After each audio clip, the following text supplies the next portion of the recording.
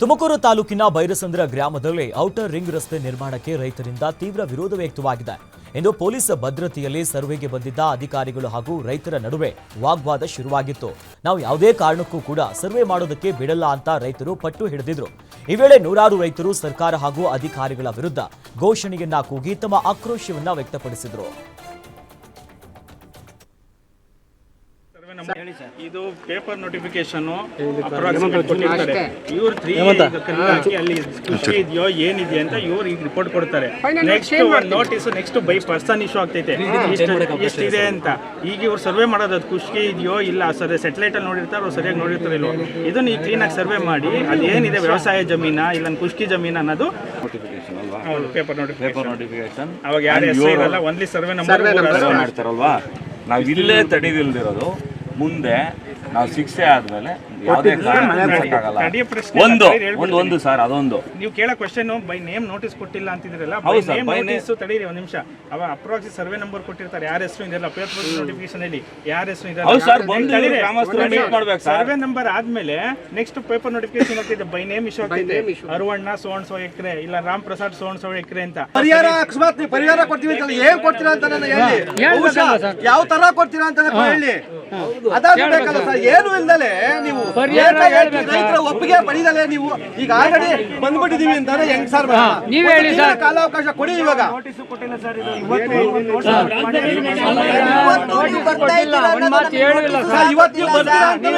ನಮ್ಗೆ ಇಂಪ್ರೂವೇಷನ್ ಇದೆಯಾ ಸರ್? ಈಗ ನೀವ್ ಹೇಳ್ಬಿಟ್ಟವ್ರೆ ಅಂತ ನೀವ್ ಹೇಳಿರಲ್ಲ, ನಮ್ಮನ್ನ ಕೇಳ್ಬೇಕಲ್ಲ.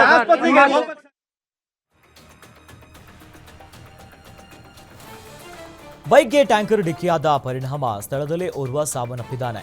ಬೀದರ್ ಜಿಲ್ಲೆಯ ಬಸವ ಕಲ್ಯಾಣ ತಾಲೂಕಿನ ರಾಜೇಶ್ವರ ಗ್ರಾಮದ ಬಳಿ ರಾಷ್ಟ್ರೀಯ ಹೆದ್ದಾರಿಯಲ್ಲಿ ಈ ಘಟನೆ ಆಗಿದೆ.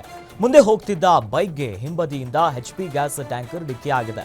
ಭೀಕರ ಅಪಘಾತದಲ್ಲಿ 44 ವರ್ಷದ ಗಾಳಿಪ ಖರ್ಗೆ ಸ್ಥಳದಲ್ಲೇ ಮೃತಪಟ್ಟಿದ್ದಾರೆ. ಗಾಳಿಪ ಖರ್ಗೆ ಸದ್ಯ ಬಹಳ ತಡೋಳ ಗ್ರಾಮದ ನಿವಾಸಿ ಆಗಿದ್ದಾರೆ ಅನ್ನೋದು ತಿಳಿದು ಬರ್ತಾ ಇದೆ. ತಡೋಳ ಗ್ರಾಮದಿಂದ ಮೊಳಕೀರ ಗ್ರಾಮಕ್ಕೆ ತೆರಳುವಂತ ವೇಳೆ ಈ ದುರ್ಘಟನೆ ಆಗಿದೆ. ಬೈಕ್ ಮೇಲಿದ್ದ ಇನ್ನೋರ್ವ ವ್ಯಕ್ತಿ ವಿಶ್ವನಾಥ್ ಖರ್ಗೆ ಅವರಿಗೂ ಕೂಡ ಗಂಭೀರ ಗಾಯಗಳಾಗಿದ್ದು ಸದ್ಯ ಬಿಮ್ಸ್ ಆಸ್ಪತ್ರೆಯಲ್ಲಿ ಚಿಕಿತ್ಸೆ ಮುಂದುವರೆದಿದೆ. ಇನ್ನು ಘಟನಾ ಸ್ಥಳಕ್ಕೆ ಬಸವ ಕಲ್ಯಾಣ ಗ್ರಾಮೀಣ ಪೊಲೀಸರು ಭೇಟಿ ನೀಡಿ ಪರಿಶೀಲನೆಯನ್ನು ನಡೆಸಿದ್ದಾರೆ.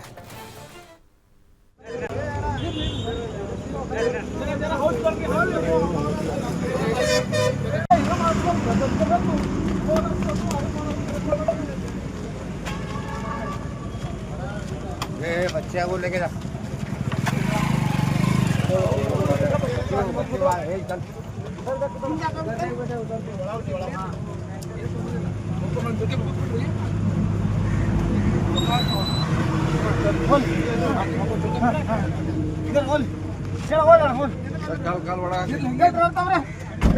बॉडी सब साइड सर्च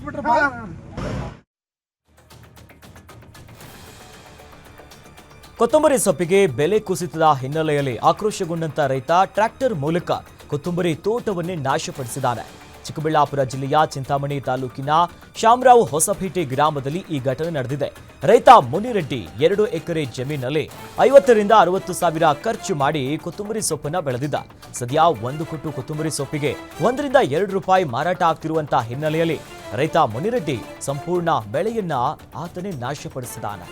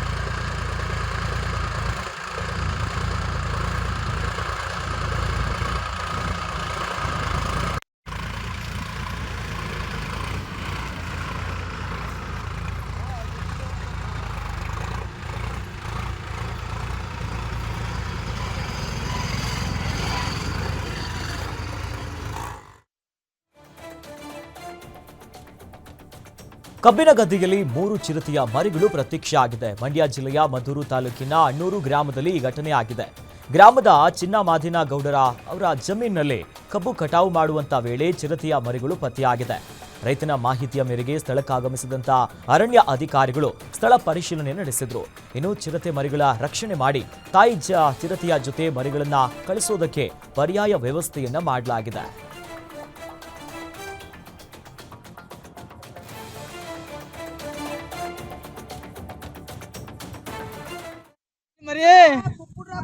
ಓಡ್ಬಾ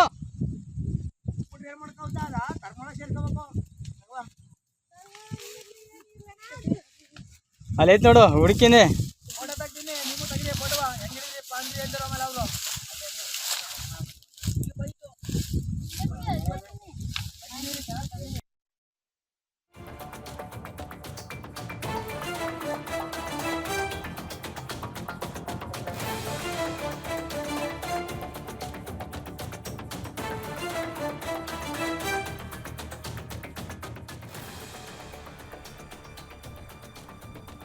ರೈತರಿಗೆ ಸಿಗಬೇಕಾಗಿದ್ದ ಯೂರಿಯಾ ಗೊಬ್ಬರ ಸಂಪೂರ್ಣವಾಗಿ ಖಾಲಿಯಾಗಿದ್ದು ಧಾರವಾಡ ಜಿಲ್ಲೆಯ ರೈತರು ಕಂಗಾಲಾಗಿದ್ದಾರೆ. ಮುಂಗಾರು ಬೆಳೆಯನ್ನ ಬೆಳೆದು ಗೊಬ್ಬರಕ್ಕಾಗಿ ರೈತರು ಅಲೆದಾಡುವಂತ ಪರಿಸ್ಥಿತಿ ಸದ್ಯ ನಿರ್ಮಾಣ ಆಗಿದೆ. ಏಪ್ರಿಲ್ನಿಂದ ಜುಲೈಗೆ 20,000 ಮೆಟ್ರಿಕ್ ಟನ್ ಗೊಬ್ಬರ ಈಗಾಗಲೇ ಬಂದಿದೆ. ಆದರೆ ಸಾಕಷ್ಟು ರೈತರಿಗೆ ಗೊಬ್ಬರ ಸಿಗದೆ ಖಾಲಿಯಾಗಿದೆ. ರೈತರಿಗೆ ಇನ್ನೂ 17,000 ಮೆಟ್ರಿಕ್ ಟನ್ ಗೊಬ್ಬರದ ಅವಶ್ಯಕತೆ ಇದೆ ಅಂತ ಹೇಳಲಾಗ್ತಿದೆ.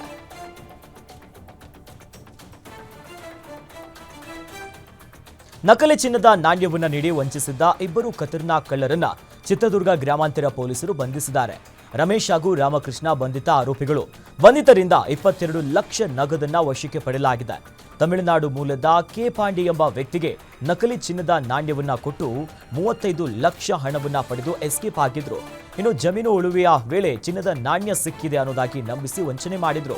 ಇನ್ನು ಖಚಿತ ಮಾಹಿತಿಯನ್ನ ಆಧರಿಸಿದಂತ ಗುಡ್ಡದ ರಂಗವನಹಳ್ಳಿ ಬಳಿ ಆರೋಪಿಗಳನ್ನ ಪೊಲೀಸರು ಬಂಧಿಸಿದ್ದಾರೆ.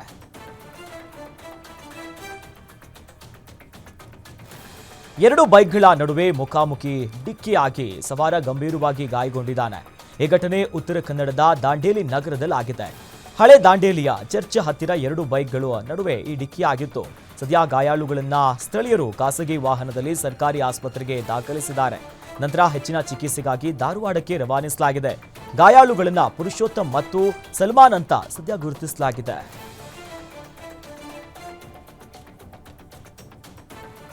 ರಾಯಚೂರು ಜಿಲ್ಲೆಯಲ್ಲಿ ಬಿಟ್ಟು ಬಿಡದೆ ಜಿಟಿ ಮಳೆ ಸುರಿತಾನೇ ಇದೆ. ಪರಿಣಾಮ ಹಳ್ಳಿಗಳ ರಸ್ತೆಗಳು ಕೂಡ ಸಂಪೂರ್ಣವಾಗಿ ಕೆಸರುಮಯ ಆಗಿದೆ. ಗ್ರಾಮದಲ್ಲಿ ಸಿಸಿ ರಸ್ತೆ ಮಾಡದೇ ಇರುವುದರಿಂದ ಸವಾರರು ಸಾರ್ವಜನಿಕರು ಪರದಾಡುವಂತ ಪರಿಸ್ಥಿತಿ ನಿರ್ಮಾಣ ಆಗಿದೆ. ಮಸ್ಕಿ ತಾಲೂಕಿನ ಹರ್ವಾಪುರ ಗ್ರಾಮದಲ್ಲಿ ರಸ್ತೆ ಹದಗೆಟ್ಟಂತ ಪರಿಣಾಮ ಬೈಕ್ ಸವಾರರು ಆಯತಪ್ಪಿ ಬಿದ್ದಿದ್ದಾರೆ. ಹರ್ವಾಪುರ ಗ್ರಾಮದಲ್ಲಿ ದಶಕಗಳಿಂದ ಸಿಸಿ ರಸ್ತೆ ನಿರ್ಮಿಸದೆ ಪಂಚಾಯತ್ ನಿರ್ಲಕ್ಷ್ಯವನ್ನ ವಹಿಸಿದೆ ಅಂತ ಸದ್ಯ ಸ್ಥಳೀಯರು ಆಕ್ರೋಶ ಮತ್ತು ಆರೋಪವನ್ನ ಮಾಡ್ತಿದ್ದಾರೆ.